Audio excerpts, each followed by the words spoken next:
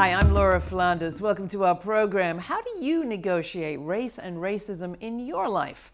This week we talk with anti-racist author Tim Wise and hear from New Orleans public school students who are taking back their schools. All that and a few words from me on security forces that stink.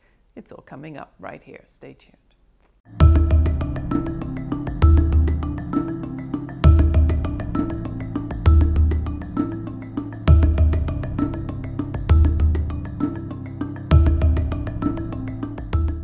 Why should we be concerned about economic disparity? Our next guest, anti-racism activist and writer Tim Wise, says we're living in a culture of cruelty, one in which we celebrate the excessively rich while shaming and punishing the poor.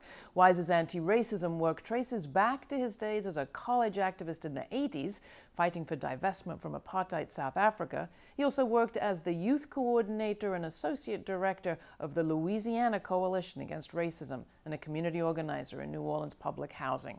He's the author of 6 books, most notably his highly acclaimed memoir, White Like Me, Reflections on Race from a Privileged Son. His latest book, Under the Affluence, Shaming the Poor, Praising the Rich, and Sacrificing the Future of America, is out this month. Welcome to the program, Tim. Glad to have you back. Thank you. Glad to be back. So let's start with this question of cruelty.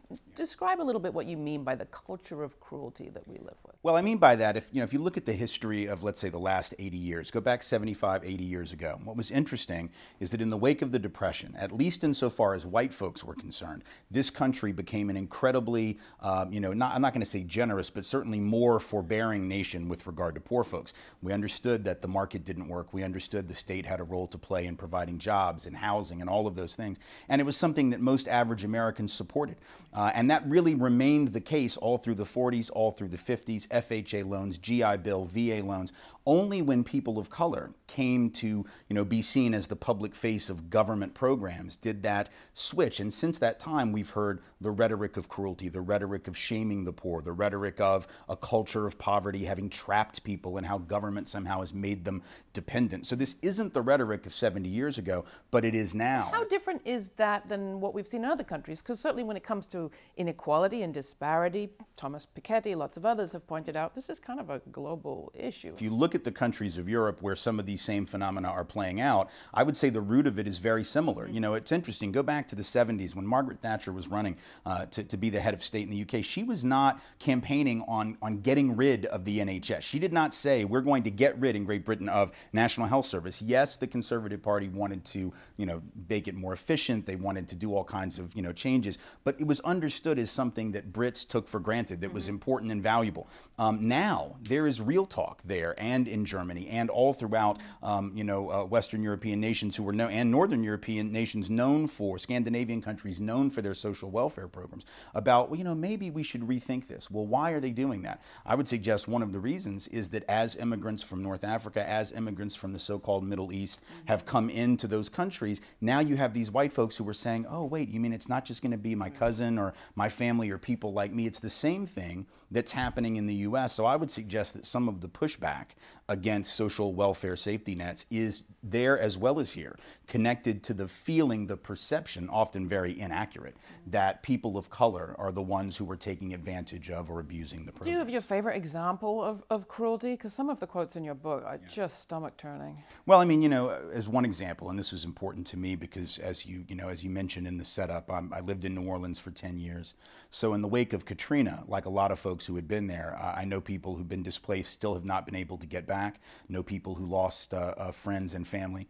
And at the time, there was a lot of rhetoric, and I think this is where I saw a lot of the cruelty ramped up, because for about 48 hours, there seemed to be an outpouring of national sympathy. People were stunned. They were shocked that we would leave people behind. Now, I would argue Black New Orleanians weren't shocked at all. They had been left behind, moved around, displaced, generation in and generation out. But in the wake of that, after about 72 hours, 96 hours, a week later, all of a sudden, we saw this real turn in the mood, and conservative talk show hosts started talking about the people there as if they were parasites. Neil Bortz, a very prominent right-wing talk show host and writer, actually said that. He said they were vermin, they were leeches, they were parasites, they were toenail fungus of America, and that they, sat on their asses, he said, when the storm came and didn't want to leave because they were waiting for their welfare check.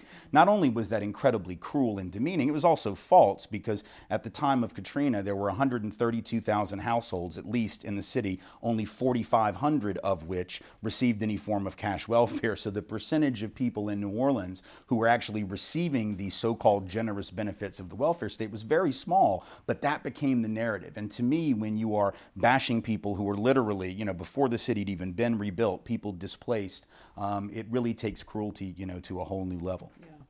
Now, we could talk a lot about similar examples, and you have a lot in your book, and this whole question of culture, and you talk a lot about the role of the media.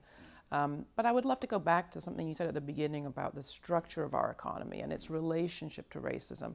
We've had Scott Nakagawa on this program talking about the way that slavery was how we built capitalism in America. As an anti-racist yourself, how do you see those connections? Well, I think that's very accurate to say that. I mean, in the book, what I try to trace out is the somewhat unique way in which the class system in the U.S. developed, as opposed to other nations. The point that I try to make, is if you think about sort of old feudal monarchies of Europe, the thing was, if you were poor, if you were a peasant, if you were working class, you knew it. You knew you weren't going to be nobility. You were never going to have wealth and riches unless there was a revolution. You were going to die a peasant, just as you had been born. In this country, we have two things, quote unquote, going for us, which actually make it very hard to create economic justice. One is that myth of meritocracy that says everybody can make it if they just work hard. So now the peasant thinks, well, I don't have to be a peasant. If I just double down and work 60 hours a week, maybe 70, then I'll be rich one day. And then the second thing is that we've had this system of racial caste and white supremacy, which has told the white worker that, you may not have much, but at least you're not black, or at least you're not indigenous, or at least you're not Mexican, or at least you're not Chinese labor working on the railroads. We will elevate you, not much, because we are rich and we don't like you poor white folks either, but we like you enough to make you think you're part of the team. And so I trace out that history in the book and showing how the elite, turned working class white folks against working class and poor African peoples and Latino folk and Asian folk, going all the way back to the colonies as a way to cement what W.E.B. Du Bois called the psychological wage of whiteness, being a wage that, you may not have a lot of money, you certainly don't have wealth, but you have the ability to think to yourself that you're special because you have this particular skin. So if it's so systemic, how do we uproot it? Well, I think part of it is we have to be honest about the cause of that inequality. Most of the time when people in the United States on the left talk about dealing with economic injustice, they leave this part out about the centrality of race. And I think by doing that, not only is it dishonest, it makes it very difficult to build coalitions. If you're going to build a coalition to create a more economically just society, but you're not willing to actually name the thing that's making it hard to organize that coalition, how do you build it? It makes you think of some of the Bernie Sanders conflict with the Black Lives Matter folks this summer during the campaign. Right. I think that his campaign narrative would be so much stronger, not only had he led with that from the beginning, but if he would weave into his economic justice argument, this argument about, the thing that is keeping working class people from joining together to fight for a better deal in this country is racial division. And here's how the elite have sown it, and here's how the elite have manipulated us and pitted us against one another. And until white workers understand the common interest they have with black and brown workers in this country, they're going to continue to bank that psychological wage, meanwhile getting their ass kicked in the market, which is what we've seen. How do you see your role and the role of white anti-racist activists at a moment like that? For example, with the Bernie Sanders Black Lives Matter confrontation, was there a role for you to play? I think as a white anti-racist educator, my role is typically to follow the lead of leadership of color. And so when the Black Lives Matter folk did that, both at Netroots Nation and also at Bernie Sanders' talk, or the talk where Bernie was speaking in Seattle, I was very supportive of it because I feel as though what they were trying to do was shake up rooms, or in the case of the outdoor rally in Seattle, a group that was overwhelmingly white, overwhelmingly quote unquote progressive, but frankly, and I've been one of those white progressives in that kind of space who wasn't thinking enough about race early on and maybe didn't see the connections. And I think what BLM was saying, and certainly what I'm saying, trying to reinforce their narrative, not to usurp it from them, not to lead with it, but to reinforce it, is that there can't be economic justice in this country unless there's racial justice in this country. And how do you answer people's question, white people's questions, well, I've got enough on my hands, that's not my problem? Well, I think on the one hand, I think white folks, working people in particular, have a lot on their hands. But I would argue that much of what they have on their hands is because of this thing. In other words, there are lots of times I give these talks and always have that white person in the audience that says, well, I'm poor, I'm struggling, I can't pay my bills. And they're using that argument to sort of say, well, I don't have this thing you call white privilege because I'm struggling.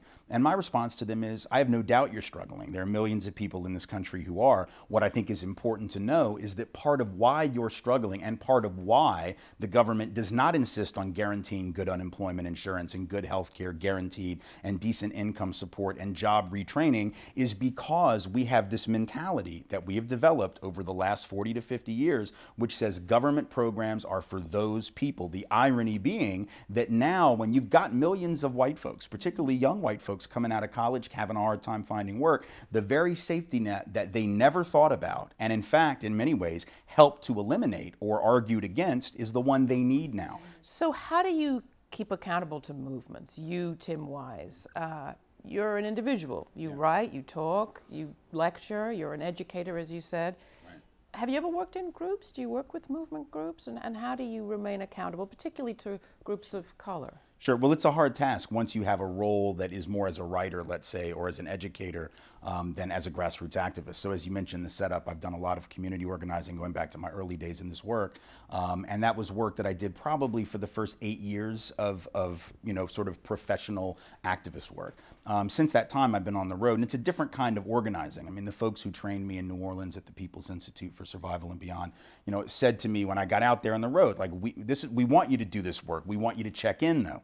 And so I try to do that as often as I can, not only with folks from the Institute, who I am in touch with off and on throughout the years, but also folks at the local level. One of the things that I'm wanting to do this year, actually getting back on the road for another academic year, speaking to student groups and also community organizations around the country, is having Black Lives Matter representatives and Surge representatives, which is showing up for racial justice, mostly a white anti-racist contingent, come to my talks, giving them the mic, letting them speak for a few minutes, letting the audience know the opportunities that the audience has to get involved, and also to table and distribute literature. So I want it to be a more collaborative effort. Imagining the economics is kind of uncomfortable sometimes. I mean, you're making a living talking about your privilege. Yeah, I mean, this is true. This is true. And, and I've written about that. I've talked about it. I talk about that a lot in White Like Me. I've talked about it in many of my speeches because I think transparency is the most important thing with that issue. There's no doubt that being white, being male, being straight, being cisgendered, being able-bodied, at least, at this point in my life, thankfully, I have a plethora of advantages that come to me and that are in part responsible for where I am professionally and the fact that I can get heard. And it's one of those things that any of us who are in one or two of those positions, let alone 5 of them, have to think about as a matter of both transparency and accountability. Of course, the ultimate question then is, well, if you have those advantages, what do you do? Either you use them, try to use them productively and accountably, or you say, oh, I don't want to because that would be tacky and so I just won't do the work. That clearly is not a very good choice because we have to do the work, I think. But we do want to do it in a way that tries to give back, that tries to bring folks in and bring folks along, making sure that we're empowering their voices as well as our own. Well, that's the next thing I wanted to ask you, and we don't have a lot more time, but Cornel West was on this program, and I asked him, how do you, as a person who's kind of a camera magnet at this point, when you go to someplace public, how do you deflect or share the spotlight? And he answered very concretely, how do you do it? Who are you bringing along? Are there people we should have in that chair next week? Well, yeah, I mean, gosh, there's so many amazing activists, obviously, all over the country. Again, folks going back to the people I worked with in New Orleans, but now with the people in Black Lives Matter, the BYP 100, you have a bunch of different organizations out there, and Surge, the showing up for racial justice folks, who now I think have got 40 chapters, or working on having 40 chapters around the country of white folks who are doing some really amazing things. I mean, going into neighborhoods, knocking on doors, standing on people's porch stoops to have conversations with other white folks about racism, white supremacy, and police accountability. That takes a lot of guts. I mean, that's not the kind of organizing that I remember white folks doing back in the 80s. I remember doing like door-to-door canvassing with Greenpeace, and we were scared to death to talk about whales and like air pollution. Imagine these young white folks who were, bravely going, I don't know if it's going to work or not. I don't know if it'll be effective, but it's really inspiring. And certainly what the Black Lives Matter activists and the various offshoots of that are doing. I mean, they're now coming up with, actual programs and plans to deal with police accountability at every every level that can be read on the internet that folks can download and distribute. The Malcolm X grassroots movement folks who are putting forth really concrete proposals for police accountability well beyond body cameras, actually empowering communities to make the decisions about who is going to police their streets. I mean, there's some really incredible work going on, most of it by folks of color, but also a lot of it by anti-racist white allies. So final question, what's your advice? Talk to somebody out there who's like, I don't know if I want to get in the middle of this. A white person talking about racism gets a lot of hate. Yeah. Anybody talking about racism in America gets an enormous amount of hate. Yeah. Why should I be involved in this? Is this fun? You look pretty serious. Well, you know what, I mean, I'm reasonably, I don't know if I'm fun. I'm 47 years old. There's only so much fun. I only have so much time in the day. But no, but you know, I think there's a lot of, I don't know whether it's fun to fight for justice, but I know it's invigorating. I know it keeps you young. I know it keeps you sort of in the moment of trying to do something that's important and valuable and has integrity. And I think for those of us who are concerned about the things we see all around us, for those of us who are concerned about a country where millions of people apparently can be persuaded to vote for someone just because they're a billionaire and tells them that their problems as working class people are being caused by other working class people who happen to have darker skin, I would suggest there's a pretty important reason right now why people in this country, including white folks, had better rethink, or else we're going to end up replaying this drama that keeps us fighting one another over the pieces of a pie that none of us own. And I think if we want to get those pieces of the pie that working people have earned, we're going to have to fight together for them. Or a brand new pie? Maybe a brand new pie. All right, thanks so much. And Under the Affluence is the book. There's a link at our website, and you can see our other interviews with Tim right there on our show. Thanks so much for coming in. It's great. Thank you.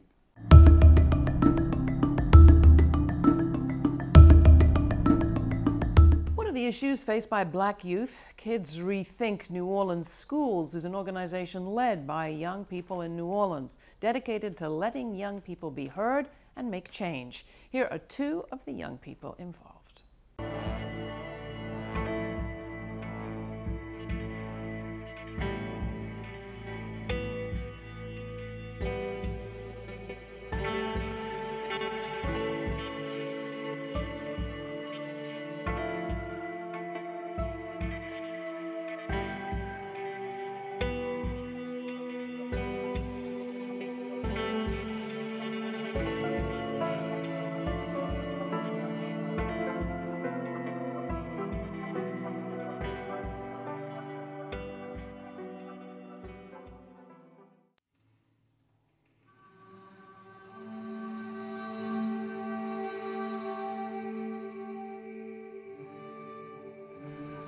First, you freeze all of the burdens and heartache, and you never take them out again. Next, you will boil a pot of rage, prepping it for the grains of teardrops. Then you will drain the teardrops and add a cup of hospitality, given to me by my Southern grandmother. Next, you add the patience and wittiness of my many greats of grandparents, who were held down by chains and the oppressor long before this recipe was thought of. Soon after, you add the perseverance gifted to me by my mother. Then you cut into the stubbornness of my heart and season it with love, laughter, memories, and heartache. You bake it for 13 years and you get a medium rare tight, but not quite well done. Good enough for the very few who know how to handle it, but not enough for the ones who want the basic. Finally, you add it on one dirty, vicious plate, ready to be devoured by many, but maybe admired by few.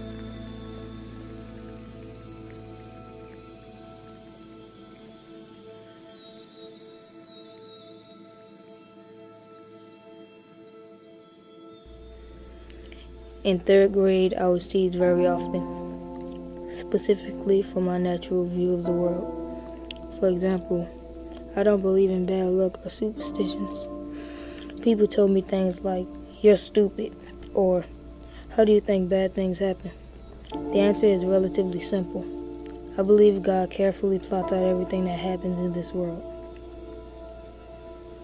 One place that I always feel free in is Rethink. In Rethink, I can speak my mind and tell the interns anything that is bothering me. The Rethink interns do a great job at maintaining a safe environment and not yelling at students. At Rethink, we have community agreements that everyone agrees on to ensure a good community.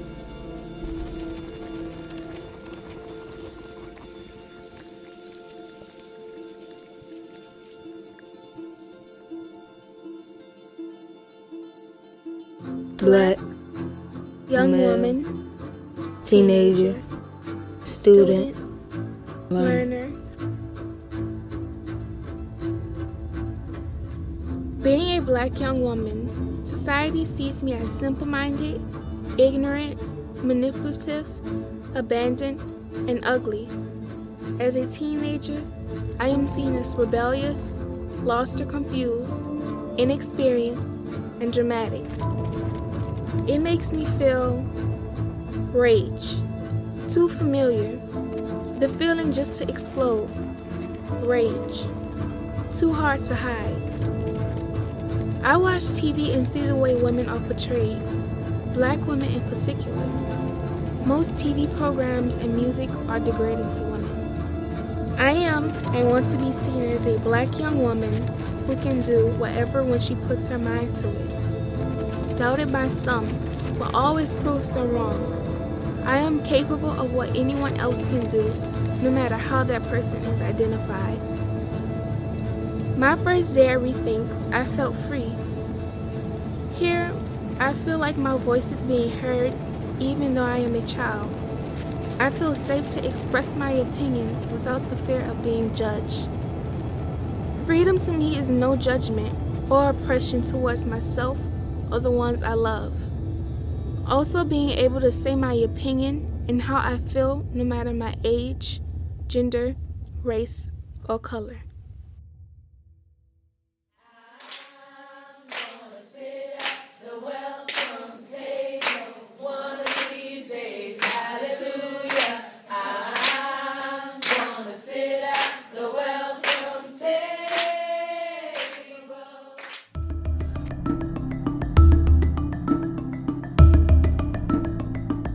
That was the film Greater Than the Sum from Foster Bear Films and the organization Kids Rethink New Orleans Schools. You can see more about their work at therethinkers.org and at our website. What do Palestine and Ferguson have in common? Security forces that stink. And I do mean that literally. Thanks to Missouri's open records law, it's been confirmed that the St. Louis Metropolitan Police Department is one of a slew of U.S. city police forces to add a new Israeli crowd control spray to their arsenal. The spray, called Skunk, is a vile-smelling liquid that an Israeli company called OdorTech has been developing with the help of the Israeli military. Israel's so-called defense forces have been firing skunk on Palestinians, trying it out, you might say, since 2008. A professor I know who got skunked in the West Bank this summer described the smell as a mix of sewage and excrement and rotting flesh. And it's impossible to wash off, he said, even after weeks back home. An Israeli spokesperson told the BBC it's a non-lethal, non-toxic alternative to plastic bullets and pepper spray. It's 100% eco-friendly, too. But that doesn't mean it's friendly. Human rights groups have videotape of Israeli water cannons soaking fields and farms and homes with skunk in the West Bank. Now it's here. Mistral Security, a firm based in Bethesda, Maryland, sells skunk in fire extinguisher or grenade form, and also in bulk skunk. 240-gallon barrels to treat large areas in a very short period of time, quote unquote.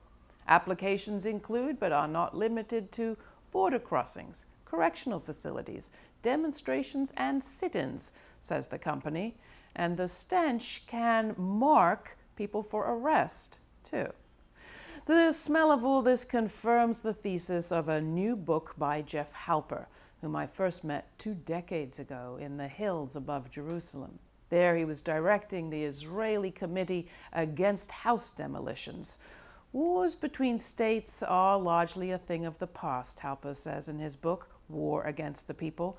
What's needed now are the counterinsurgency weapons that Israeli leads the world in. For skunk, there's apparently an antidote, a soap that the St. Louis PD has bought a good amount of. But is there an antidote for what Halper calls the globalization of Palestine? That's the question. Write to me, Laura at thelauaflandersshow.com.